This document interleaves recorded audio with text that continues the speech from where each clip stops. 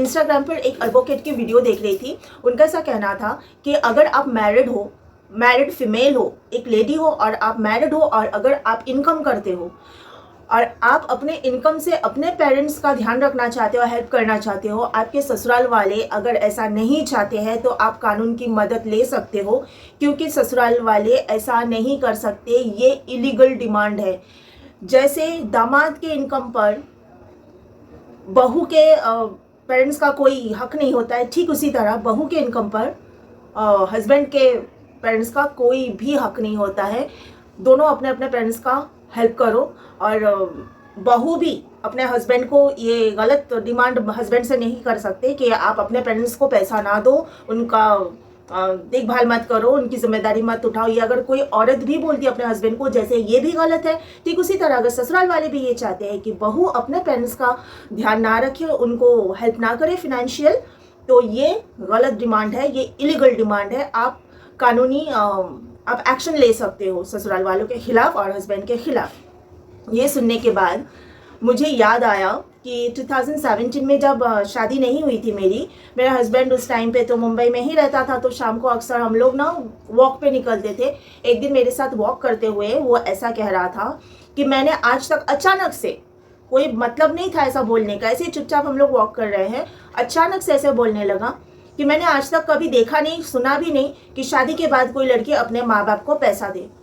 अब मैं ना समझती बहुत कुछ हूँ, मेरा दिमाग बहुत काम करता है, वो क्यों बोल रहा है मैं समझ गई। उस टाइम पे मेरे घर पे मैं, मतलब इस घर का पूरा मैं ही सब, मतलब मेरे पेरेंट्स का कोई और है ही नहीं। उस टाइम पे मेरे घर में इनकम करने वाली मैं अकेली, घर का ध्यान रखने वाली मैं अकेली, और वो ये गलत डिमांड कर रहा है कि शादी हो जाए तो मैं घर पे पैसा ना दूँ। यानी मेरा घर चलेगा कैसे? यही डिमांड अगर मैं सेम उससे करूँ तो, कि तुम भी शादी करने के बाद में पैसा अपने माँ बाप को मत देना, देखना भी नहीं, शादी हो गई है बस तुम्हारे पैसों पर मेरा हक, ये गलत डिमांड अगर मैं करती तो। मैं अक्सर बोलती हूँ ना, मेरे पति में ना जनानियों वाली हरकतें, गंदी औरतें होती है ना, जो लोग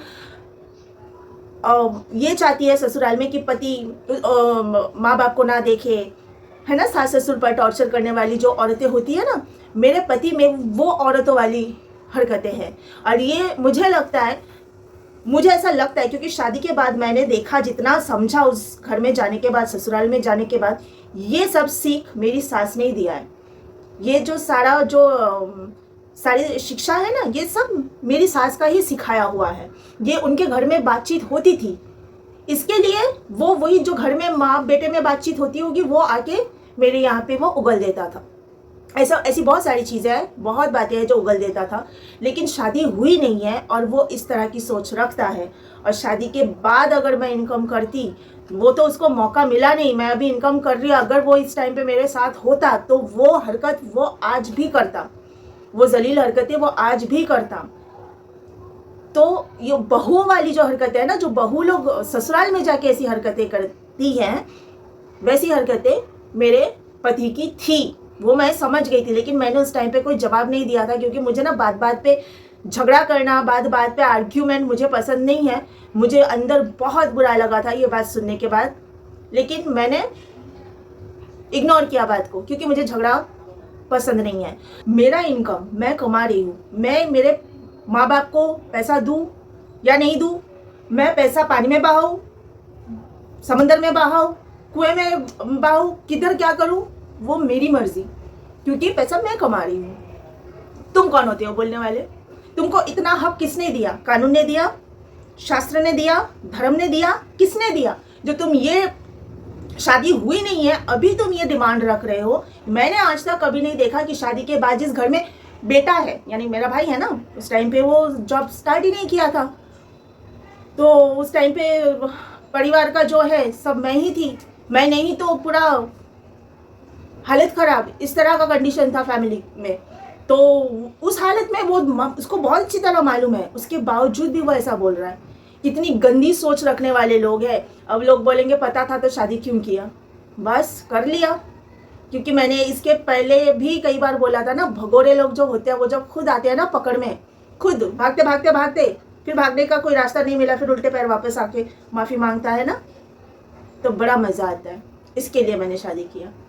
और दूसरी बात है, अब जब चुनने लगोगे ना कि मुझे कोई सही इंसान मिले, नहीं चुन पाओगे। सारे के सारे ही ऐसे हैं, सब लोग ऐसे हैं।